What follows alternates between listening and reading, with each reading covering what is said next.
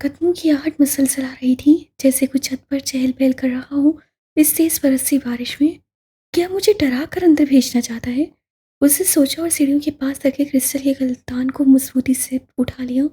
देखो, जो कोई भी हो सामने आओ। वो आहिस्ता से कदम उठाकर छत की तरफ जाती सीढ़ियों की तरफ बढ़ी। बेवकूफ़ी कर रही हूँ। मुझे उस पर अटैक करना चाहिए और आवाज़ करके उसे अलर्ट कर रही हूँ। उससे खुद को सरज़निश की। नूर, तू सदा की बेवकूफ़ी रहेगी। मुझे पहले बुरहान या गार्ड को बुला लेना चाहिए। तमांग ने उससे कदमों को जकड़ना चाहा और अगर वो भाग गया तब तक तो मुझे ही पहले उस पर अटैक करके गिराना चाहिए और फिर सबको बुलाकर दिखाऊंगी। वो खुद से कहकर हौसला बुलंद करती दिलो दिमाग को दबक कर सुलाती हुई छत की समेत जाती सीढ़ियों की तरफ बढ़ गई। वो काफ़ी एहतियात से बेआवाज़ कदम उठाती ऊपर जा रही थी। दफातन चंद स्टेप्स पर ही थी। छत से दूर के आवाज़ बंद हो गई। नूर का दिल उछलकर हलक में आ गया। उसे एहसास हुआ जैसे वो जान गया हो उसकी आमद से। उससे फिर भी हिम्मत की और रुकी नहीं। हालांकि तेज बौछार बारिश की बूंदों ने उसका दिल सहमा कर रख दिया था। छत पर कदम रखते वो काम गई, क्योंकि उसे कुछ दिखाई नहीं दे रहा था। चांद होता तो उसकी रोशनी में कुछ दिखाई देता, सिवाय स्याह गहरे बादलों के अलावा कुछ नहीं था। और वो भी अपने पूरे जुनून के साथ बरसते जा रहे थे, जैसे सारी तशनगी आज ही मिटाएंगे। चंद सेकंड्स में ही वो पोर पोर भीग चुकी थी। ना सिर्फ उसका वजूद भी लरसने लगा था, आंखें कुछ मायूस हुई अंधेरे से। उसे एहसास हुआ कि वहां तो उसके अलावा कोई नहीं है। या अल्लाह!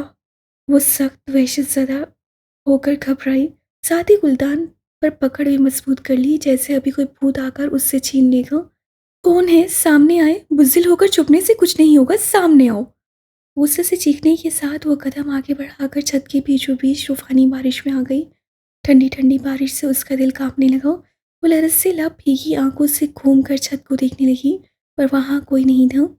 यहीं से तो आवाज़ आ रही थी, मुझसे सरगोशी में बोली। उसे लगा सारी दुनिया सो रही है और वो तनहा जागकर अब भूतों के बीच फंस चुकी है। उसे इस स्याह रात के माहौल, बारिश, तन्हाई, अंधेरे से खौफ आने लगा, पर वो काफ़ी हद तक मसरूद हो चुकी थी। तभी रोने से बाज ही रख रही थी खुद को। अगर इस वक्त वो पहले वाली नूर होती तो चीख चीख कर अभी तक अपना दिल ही फाड़ चुकी होती। पर वक्त माजी ने उसे काफ़ी मजबूत कर लिया था। ये वो एक आंसू भी खौफ से नहीं बहा सकती थी। बुरहान भाई को कॉल करती हूँ, वो आ जाए। अपनी हिम्मतें मजबूत करते उससे गहरा सांस लिया और एक हाथ से चेहरे से पानी समेटना चाहूं। वो मुड़ी और अंधेरे में गौर से देखती वापस नीचे जाती सीढ़ियों के लिए बढ़ी। अभी उसने एक कदम ही उठाया होगा, यह हवा में ही था कि दफातन कोई जैसे वापस से छत पर कूदा। धड़ाम से कोई भारी वजूद दीवार से उस पार को कूदाया। साथ ही नूरुलैन का दिल उछलकर सीने जैसे बाहर निकलने के लिए मचला। एक कलाबाजी के साथ ही उसके भागने से पहले उस वजूद ने हाथ में हंजर थामकर उसकी पुष्ट पर आते ही गर्दन का निशाना लिया और दूसरा हाथ मजबूती से उसके मुंह पर रखती उसे जकड़ लिया। नूर के आवाज साथ छोड़ गए, वो हवा में लहरा गई। खबरदार, जरा सी भी मजम्मत की। जो कुछ भी है खामोशी से मेरे हवाले करो। वो बिफरे शेर की माने घुराया, जैसे आज उसे मतलूबा चीज न मिली तो उसकी गर्दन काट कर हाथ में दे देगा। नूर पोर पोर कांपने लगी थी। दिल की धड़कनें साकिन थीं, जान हाथों में आ चुकी थी। जाने कैसे क्यों आंसू लड़क कर बारिश की धार में गालों पर फिसलने लगे थे। वो सिसकियां दबाने लगी, पर जैसे हलक चीर कर बाहर निकलने के लिए मचलने लगी। खामोश क्यों हो गई हो? दो जो कुछ भी है। वो फिर से झुककर उसके कान में नीचे आवाज से घुराया और खंजर को सख्ती से गले पर लगाया। नूर को लगा वो जरा सा भी हिली तो उसकी गर्दन काट दी जाएगी। ले लो जो कुछ भी है। गुलदान को फेंक कर उसके हथियार डाल दिए और खुद को सौंप कर भीगे लहजे में गोया होती दूसरी तरफ के वजूद को साकित कर दिया था। फिजा में ठाकी आवाज के साथ उसकी घुटी हुई सिसकी गूंज उठी थी। वो जैसे किसी ट्रांस में होश की दुनिया में पटका गया। ले लूं? निहायत वहशी आवाज से पूछा गया। वो लरज उठी, कोई जवाब नहीं दिया उसे, जबकि उसकी वहशियाना दुखती सांसें उसकी गर्दन पर महसूस होती। एक खौफनाक सहर उससे गिर लपेट रही थी, जिससे वो ना भाग पा रही थी ना ही जान छुड़ाऊं। वो कुछ सोचकर मुस्कुराया और हंजर की नोक आहिस्ता से उसकी गर्दन से घुमाते हुए उसके कंधे पर लाया। साथ ही उसकी मदद से खींचकर शॉल को सिरका दिया नीचे। नूर ने सख्ती से लब खींचकर अपनी आंखें भी मींच लीं, जबकि अब उससे आहिस्ता से उसके खुले भीगते बालों में मजबूत उंगलियां उलझाकर उसका सर पीछे की जानिब खींच लिया। छोड़ो! नूर उसके लम्स पर तड़प कर चीखी। उसकी चुभती दाढ़ी, मूछें, दुखते लबों का लम्स। वो किसी बिफरे गुस्से में शेर की मानिंद उस पर झपटा था। और अब उसे खुद के हवाले समझकर गुस्से में आपे से बाहर हो रहा था। दाद प्लीज। वो सिसक उठी। उसका लफ्ज काफी वहशियाना होता गया कि नूर को ही सिसक कर इल्तिजा करनी पड़ी। उसकी सिसकी जो फिजा में गूंजी कि एकदम ही उसे झटके से उसे खुद से दूर कर दिया और घूर के उसे देखा। तुम्हें। वो आंखें फैलाकर उसे देखने लगा। नूर ने सिसकते हुए आंखें साफ की और सर अस्वाद में हिलाया। आपकी बूनी कब पर आपके लम्स को पहचान गई थी, उसे सिसकते हुए बताया। ये कैसे मुमकिन था कि दांत की मौजूदगी में उसकी झूठी चीज रखी हो और वो उसे खाने से बाज रहे। तुम्हें ख्वामहाई फजूलियत सर अंजाम दे रहा था। तमस्सुर से बोला। नूर बेसाख्ता रोते रोते हुए हंसी। आप चाहें सारी दुनिया को गुमराह कर लें दांत, पर अपनी बोनी को कभी नहीं कर सकते। वो आपकी मीलों दूर खुशबू को भी पहचान लेती है। क्या आप कितने पास आ गए हैं? उससे मजीद कहा। दांत जो उसे डराने की फुल प्लानिंग से आया था, वो शशडर रह गया था। तो तुम जान गई थी कि तुम्हारा दांत तुम्हारी सरजमीन पर पहुंच गया है। वो अपने पड़े हुए बालों में दिलकशी से हाथ उलझाए हंसते हुए बोला। मतलब कोई गिला कोई शिकवा नहीं सिवाय महबूब के पास मोहब्बत दीवानगी के। हाँ, इन फिजाओं की खुशबू ने ही बताया था। वो भी हंसती हुई बोली। डर नहीं लगा वहशत से? वो पेंट में हाथ फंसाकर उसके समेत बढ़ा। नहीं, शायद आज तुम ना होते तो जरूर लगता। वो कदम पीछे उठाती सहमे दिल के साथ बोली। उसके तेवर, उसके अंदाज, उसकी शख्सियत कितनी बदली हुई थी। वो पहले से काफी सैरंगेज शख्सियत का हामिल हो गया था। उसकी एक साइडेड मुस्कुराने का अंदाज आज जान लेने के दर पर था। वो ख्वाब था या हकीकत वो नहीं जानती थी, और उसकी मौजूदगी को पूरी तरह से जी लेना चाहती थी, क्योंकि धड़कनों की धुन बता रही थी कि वो बहुत करीब है, बहुत ही। और फिर उसकी मौजूदगी घर में, उसकी पहली खुशबू, उसके ऊपर, उसके छूने का एहसास, उसके कप पर पीने की जगह उसके लबों का लम्स। और फिर जब उससे दोबारा से लब रखे, तो जिस तरह रूह में हरारत थोड़ी, उससे रूह भी गवाही देने लगी कि वो पास आ चुका है। फिर अब तो आंखों के सामने मौजूद था। और अब जब मैं आ गया हूं तब तो तुम्हें वाकई डर लगना चाहिए।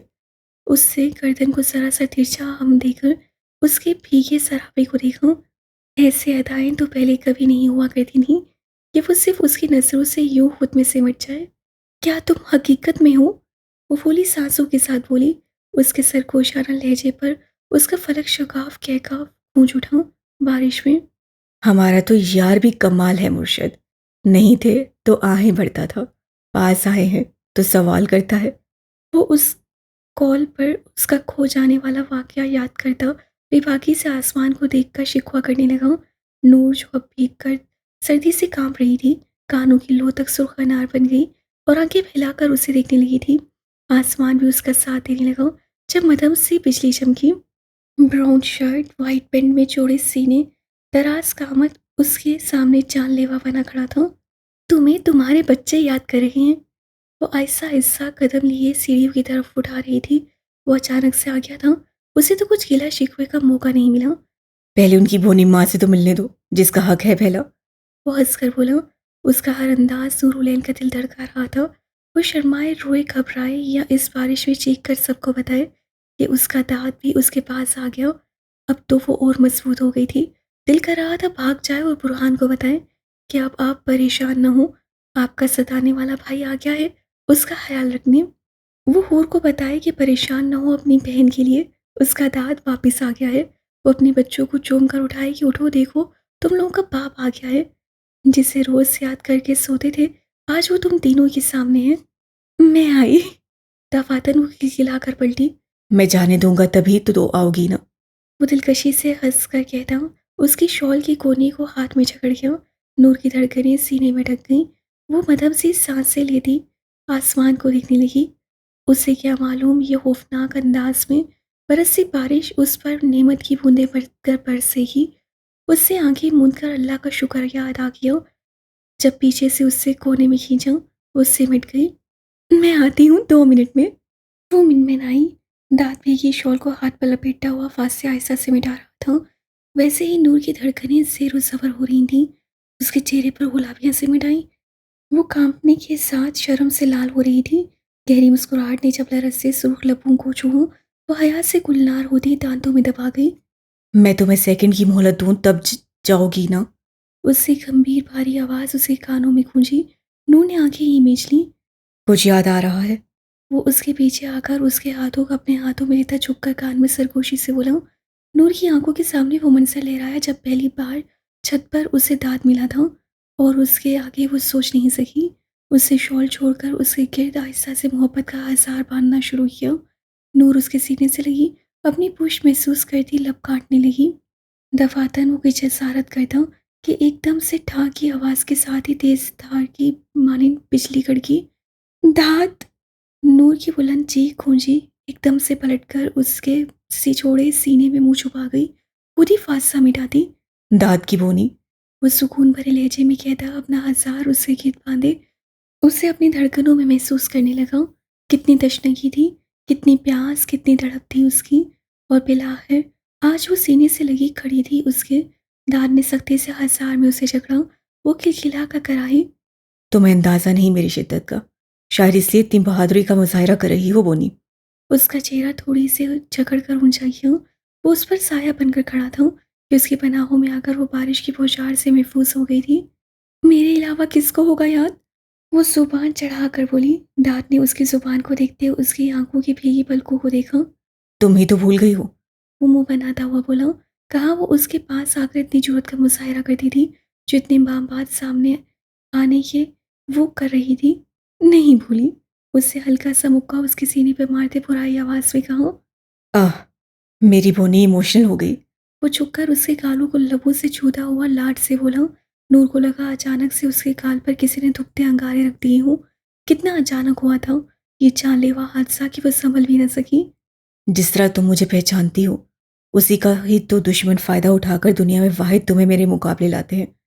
वो उसके गालों से लटों को हटाकर पीछे करता हुआ बोला। दुश्मन भी तो हमारी मोहब्बत से वाकिफ है। उसके कदमों पर अपने नंगे पांव रखती, उसके शानों को थामकर उसके बिल्कुल करीब आ गई। अलीफ काफी दिलचस्पी से देखता उसके अगले कदम का मुंतजिर था कि नूर ने बारिश में भीगते उसके गर्दन में बाहों का हार डालकर खड़ी मुस्कुराने लगी। बच्चों के बाद तुम काफ़ी बदतमीज़ हो गई हो मेरी बोनी। वो झुककर उसकी नाक को दांतों में जकड़ता नूर के कराने पर कहका लगाकर बोला। मुझ पर इल्ज़ाम मत दे। आप बदतमीज़ है, मैं तो अपने शोहर के पास आई हूँ। मैं कौन सी बदतमीज़ी की है? नूर खुद पर इल्ज़ाम से तड़पकर गुस्से से बोली। दाद महसूस होता हो अपने हाथ उसकी कमर से निकालकर शॉल को उसके वजूद से अलग करने लगा।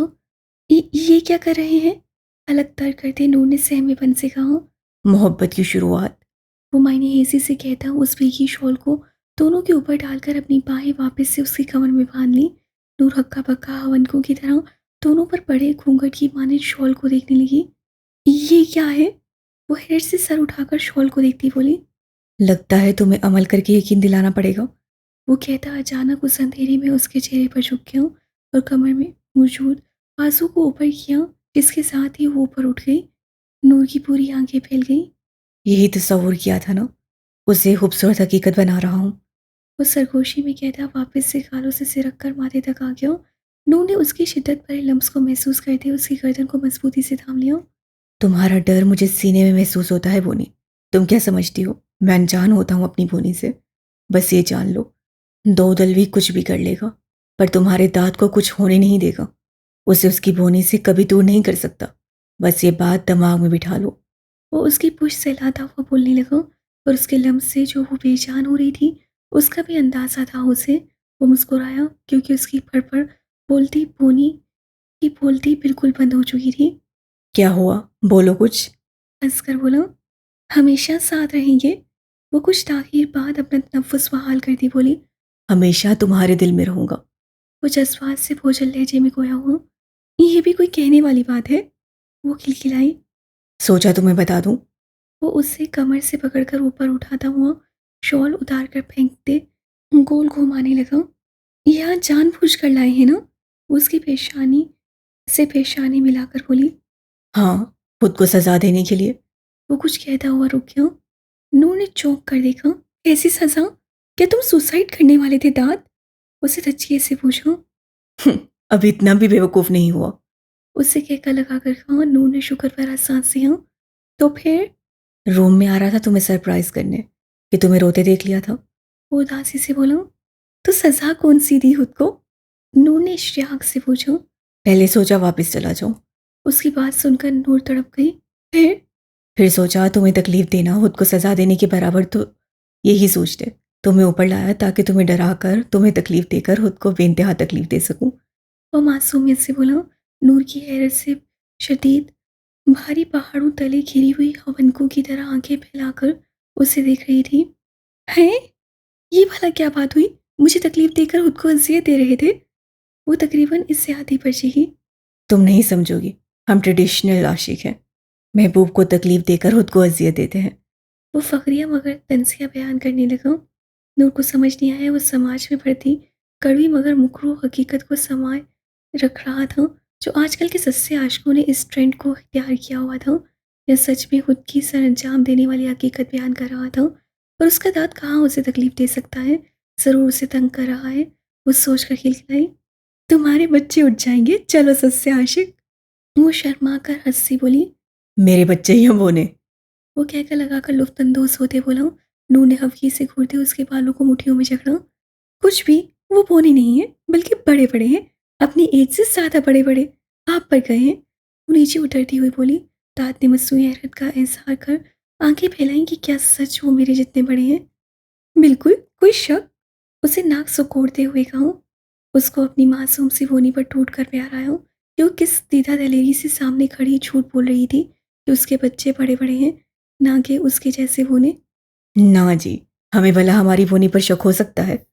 वो आंखें घुमा कर बोला। नूर ने तिरछा हंसकर सर झटका। वो ही तो मामा। अभी उसकी बात भी मुकम्मल नहीं हुई थी कि अचानक से पुकार पर उसे सकते में मुड़ते हुए देखा। आह! एक फलक शगाफ चीख उसके हलक से बरामद हुई। गजब खुदा का, ये कि उसी पल बिजली कड़की और नूरुलैन के जो रहे सहे ओसान थे उन्हें भी छीन कर ले गई, जब उसकी नज़र छाते तले कितार में खड़े दारम अली से अलीना पर गई, जो घूर घूर कर उन्हें ही देख रहे थे। क्या हुआ? बहुत सब से काम लेते दाद ने अपना गहका दबाया और सीने में छुपी नूरुलैन के गिर हजार बनाते मोहब्बत से पूछा। हमारे बच्चे? वो रोती हुई फंसी आवाज में खोया हुई। हमारे छोटे छोटे बच्चे। दाद ने कहका लगाते उसके जुमले की तहसीह की। दाद ये इतनी छोटी क्यों है? वो सिसकती हुई बोली। क्योंकि दारम तो फिर भी सही पीछे दोनों खड़ी गुड़िया जितनी, जिन पर नूर की नजर पड़ते ही चीख निकली थी, किसी हॉरर मूवी की गुड़िया लग रही थी। जाने दाद, तुम भी तो ऐसी हुआ करती थी। वो हंसते हुए बोला। डैड, मामा ऐसे ही अली से एनी से डर रही हैं।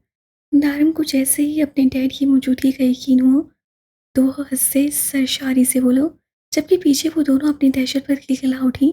हैरत की बात है कि कोई माँ अपने बच्चों से डर सकती थी, पर यहाँ तो उलट ही केस था। एक तो स्याह बरसी रात थी, ऊपर से बारिश में वो छोटी होने की वजह अचानक से आकर कितार में खड़े हो जाए तो किसका दिल नहीं पड़ सकता था। यहाँ तो फिर नूर थी जो अभी तक हौसले से खड़ी थी। किसी का कसूर नहीं, मेरी बोनी है ही इस कदर मासूम। वो उसकी कमर में बाजू डालकर उसे सख्त गिरफ्त में लेकर सीने में भींचना सरगोशी से बोलता, साथ ही भीगे कान की लो को दांतों में जकड़कर वो तड़प उठी। दांत! उसके वजूद का सारा हुन सिमट कर चेहरे पर आ गया। दिल की दुनिया ज़ेरो ज़बर होती उधम मचाने लगी। सीने में तुबका मोहब्बत का परिंदा सरशारी में चाहत की बारिश में भीगता आज उड़ान भरने की तैयारी में सीने की बस्सियां तोड़ने की कोशिशों में था। इस झूठ की सजा देना और इन दूरियों की तशनगी को मिटाना आज की इस बरसी बारिश की भीगी रात में होगा, इसलिए ज़रा फुर्सत से खुद को संवारना। वो सरगोशी में कहता मस्जिद को बेबाक से जिसारत करता वो तड़प कर तंग आसार को तोड़ती हुई उससे दूर होकर अपनी शॉल ओढ़ने लगी। दहदी! अली से अलीना ने रोते हुए अपने छोटे से गुलाब जैसे हाथ उसकी टांगों के गिर लपेटे। डैडी की जान, तुम तीनों की जगह यहाँ नहीं यहाँ है। उससे नीचे बैठकर बारी बारी दोनों की पेशानियां चूमते अपनी बाहें फैलाई। मेरी भी। दारिम हंसा हुआ छाता ऊपर करके दाद की बाहों में सिमट गया। तुम तीनों की मेरे बोने बोनियो। वो मुस्कुराकर उन्हें अपने सीने में महसूस करने लगा। नूर ने दारम से छाता लेकर खुद उन पर पकड़ लिया। चले रूम में, बच्चों को सर्दी लग जाएगी। नूर ने कांपती आवाज में कहा। अपने बच्चों को चूमता हुआ दाद उसे देखने लगा। हाँ, ये तो ठीक कहा। वो कुछ मायने हेजी से बोला कि नूर समझकर सटपटा गई। मेरा ऐसा कोई मतलब नहीं।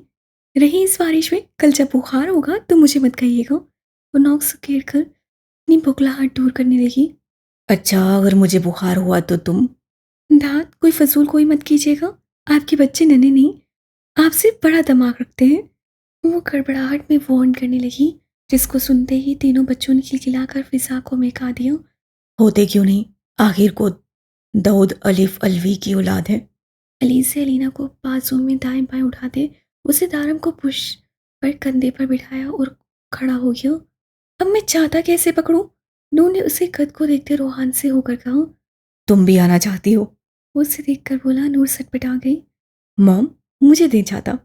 दारम ने एक हाथ दाऊद की गर्दन में हाइल किया, दूसरे से नूरुलैन से छाता ले लिया और दाद ने अलीना के गाल चूमकर उसे नूरुलैन के हवाले कर दे अपना वो बाजू नूर की कमर में डालकर उससे पास कर लिया छाते में। Wow, beautiful complete family. दारम ने देखते खुशी से चहकते कहा। डैडी सिर्फ मेले हैं। अलीसे का वसीला मूड अपने बाप को देखकर ऑन हो गया था और उसकी सीधा दलेरी पर अलीना रोहान से अपनी माँ को देखने लगी। मॉम मिले भी है ना दादी? वो शायद कुछ आई थी, तभी अपने बाप को देखने से गुरेज करती अपनी माँ के कान में फुसफुसाई। उसकी सरगोशी पर दांत ने चौंक कर उसकी तरफ देखा। एक खूबसूरत सा एहसास उसके वजूद में जागा। क्या उसकी ये बेटी एक खरगोश जैसी सहमी होनी थी? वो सोचकर कहका लगा उठा। अस्सा बंद करें और जल्दी चलें, सुबह बुरहान भाई के यहाँ भी चलना है, नाश्ता वहीं मिलेगा। नूर उसे घूरती हुई बोली। दोनों ने कदम साथ बढ़ाए। वो क्यों भला? मैं तो आज लंबी तान कर सोऊंगा, बड़ी थकन है। शादी से पहले का एग्रीमेंट तो याद होगा। वो कुछ मायने हेज से बोला रहा था। नूर के लिए तो हमेशा से उससे बात करना मुश्किल होता था, कुछ भी बात हो, पर ये फौरन अपनी मतलब की तरफ चला जाता था। ना माहौल का लिहाज ना वक्त का। कुछ नहीं याद मुझे। भाई के हाथ में फ्रैक्चर हो गया है, मुझे जाकर सुबह नाश्ता बनाना पड़ेगा, वरना उन बेचारों को ही बनाना पड़ेगा। वो सोचकर बोल उठी।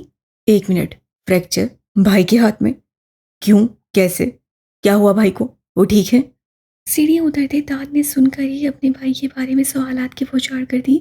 रिलैक्स, एजल की पैदाइश के बाद वीरी ने बताया मुस्कान को कि भाई ने स्विट्जरलैंड में किसी अंग्रेजन को हाथ दिया था, बल्कि उनके साथ नाश्ता भी किया, तो वो बताकर खामोश हो गई। तो मिस्सी ने उसका हाथ तोड़ दिया?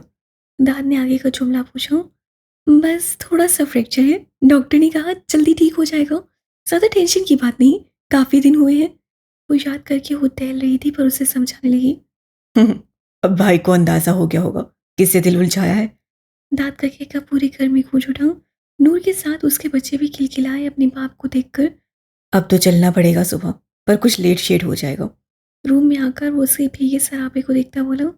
जल्दी से चेंज कर ले सब, सर्दी लग जाएगी। उसकी नजरों से मुतकहिर होती वो निगाहें फेर कर कपड़े निकालने लगी। मॉम, छोड़े, यहाँ आ जाए ना।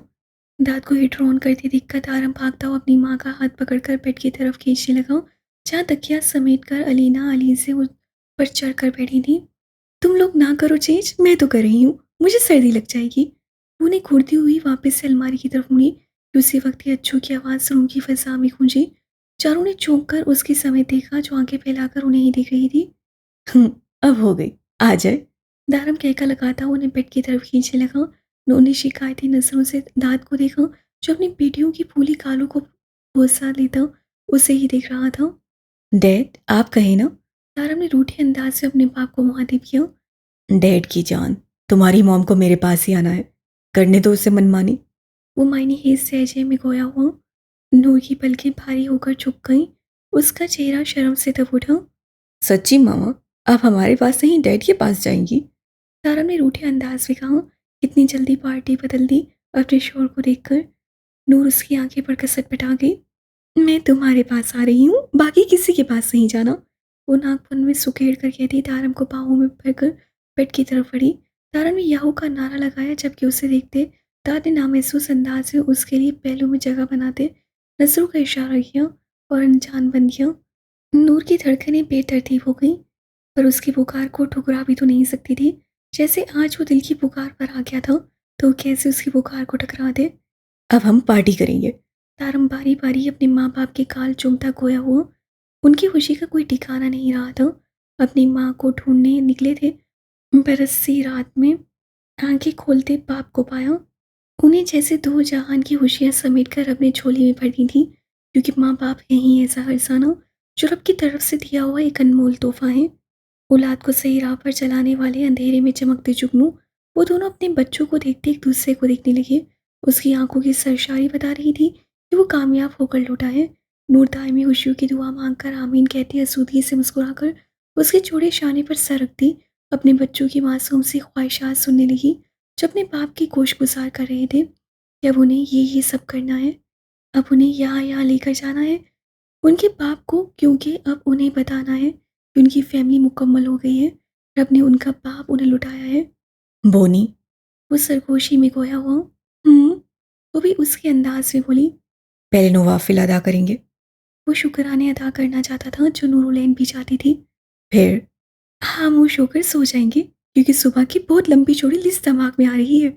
वो कतरा कर उसकी बात खोल कर गई। ऐसे कैसे? दांत कहका लगाकर बोला। नूरुलैन का चेहरा तमतमा उठा खुशियों से। उसके कहके के साथ 3 मासूम जलतरीन हंसी तो उसकी खिलखिलाहट भी शामिल थी। बारिश बूंद बूंद बनकर बरस रही थी। आसमान नीला होकर अंधेरे समेटता उजालों की तरफ मुखर सफ़र रहा। खुशियाँ उनके गिर्द तितलियों की माने रक्सां थीं और ये सब उस रब की नेमतें थीं जो रहमान रहीम है। अब तो सो जाए। नहीं, अभी तो रात बाकी है, अभी तो महबूब की सुनना बाकी है। उसे वहां से भागने के लिए पर तोलते देखकर दाद ने झपट कर उसके बाजू में गिरफ्त डाली। दाद। श्श, उठ जाएंगे हमारे बोने। वो उसे पास करता उसके लबों पर उंगली रखकर सरगोशी में बोला। दाद। मिनमिनाकर नूर ने शर्माते उससे कंधे में चेहरा छुपा लिया। वो हंसकर उसे समेट गया। वो एक खूबसूरत स्या रात का जाने कौन सा पहर था जब वो आंसू साफ करती आंखें मूंद कर सोने की कोशिश करने लगी थी। सारे लोग ख्वाबे हरगोश के मजे लूट रहे थे। वहीं उसे वो शिद्दत से याद आ रहा था। दांत भी लौट आया था। तरका भी चली गई। आरिफ गया और वापस आ गया, पर ना आया तो वो जाने किस गलती की सज़ा दे रहा था इस वक्त में जहाँ उसे उसकी सख्त ज़रूरत थी। उसके इंतज़ार में वो एक माह भी गुजर गया था। चुपके से नज़रों के चुपके से चुपते हुए ताकि वो उसकी शहजादी ना रोए। पर वो कैसे ना रोती, उसके बगैर तो लम्हा भी सदी लगता। फिर वो क्यों कर इन दिन वो माँ का एहसास नहीं कर पाती। आज वो अपने बेटों के सोने के बाद उसकी याद में खूब रोई थी। बेआवाज़ की उसके सिवा कोई जान न सके कि वो उसका इश्क उसे सजा दे रहा है। उसके पास नहीं, उसे रुला रहा है आलम जो एक आंसू भी अपनी ऐन की नैनों में बर्दाश्त नहीं करता था। आज उसकी ऐन रो रही थी। उसके गुलाब जैसे गालों पर मीठे मीठे आंसुओं के निशान थे। बिखरे बाल, सुर्ख नाक, गुलाब पत्तियों जैसे लब जिन्हें देखकर ऐसा लग रहा था वो दांतों के बीच रखकर उन पर सितम ढा रही है। वो सहर अंगेज हुस्न के साथ बेखबर सोई हुई थी, पर उसका चेहरा कुछ वक्त पहले की सारी तहरीर वाज़िया बता रहा था कि उस पर क्या गुजरी है। कुछ लम्हे पहले वो आती नहीं थी उसके बगैर यूं तनहा माँ गुजारने की, पर साइर उसे मजबूर कर रहा था इस मासूम सी जान पर जो उसके साए तले सांस से नहीं आती थी, बल्कि वो तो उसकी आदि थी। उसके लम्स, उसके एहसास, उसकी मोहब्बत, चाहत, जुनून की वो उसे खुद का आदी बना चुका था। जैसे कोई इंसान नशे का आदी हो जाए और उसे नशे के बगैर उसका लम्हा गुजारना मुश्किल तरीन हो जाए, वैसे ही ऐन का हाल था। ऐसे इंसान से उसका नशा दूर रखना उसकी जान लेने के बराबर था।